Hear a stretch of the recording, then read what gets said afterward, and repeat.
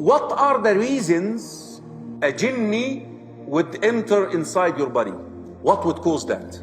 We're going to talk about jinn possession. Reasons why possession occurs. Now I'm talking, why would the jinn possess somebody without being commanded or contracted to do so by a magician? I have written down three. The first is in order to further the aims of the shaitan. Secondly, if a person has harmed the jinn or their family, and again we see this many times. For example, they might go to the toilet and relieve themselves and not have the proper Islamic etiquette, and so they may end up sort of afflicting the jinn with something, and the jinn would return back in anger. Or likewise, they may harm some of their children or harm some of them by pouring boiling oil on them, pouring boiling water on them. The jinn can be harmed by some of the things that harm human beings, like boiling liquids and like other things. Number three, ذكر شيخ الإسلام, love.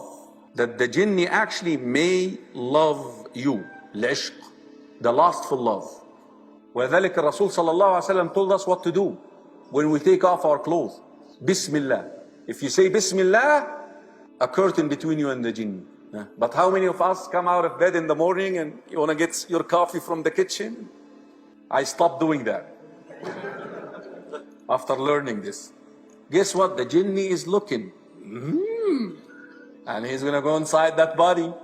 A lot of the sisters are possessed by jinn because of that reason. That the jinni actually likes the women.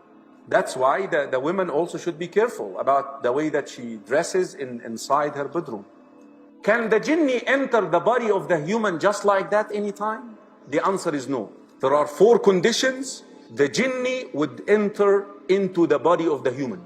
A person perhaps might be at their most vulnerable to jinn possession at times when they forget Allah.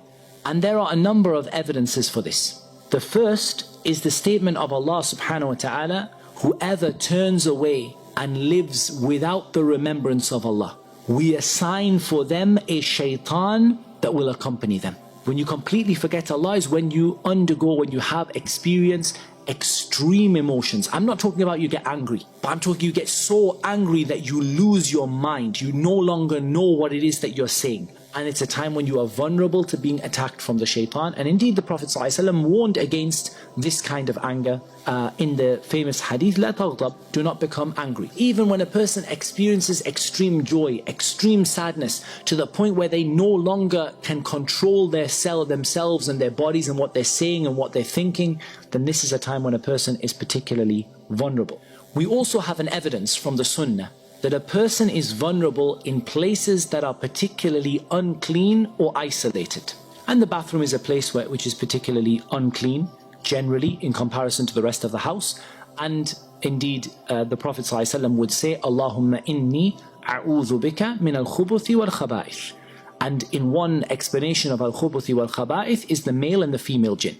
O Allah, I seek refuge from you with the male and female, or from the male and female jinn. The second is, as I said, the dua for intimate relations. Allahumma jannibna ash-shaytan wa jannib ash-shaytana ma razaqtana. O Allah, keep the shaitan away from us and keep the shaitan away from the children that you give us. Again, this indicates to us, this is a time when, in terms of personal cleanliness, you are less clean than other times. In terms of your remembrance of Allah, you are further away from the remembrance of Allah than at other times. And therefore, the shaitan has a degree of influence, or a potential degree of influence over you, and you have a dua that pushes the shaitan away from you at this time. When you go to a new place, you say, أعوذ بكلمات الله التامات من شر ما خلق. I seek refuge with the perfect words of Allah from the evil that He has created, and no evil will touch you in that place. So you're in somewhere that's particularly isolated and deserted, or you end up in a new place, you drive into a new city, you climb out of your car,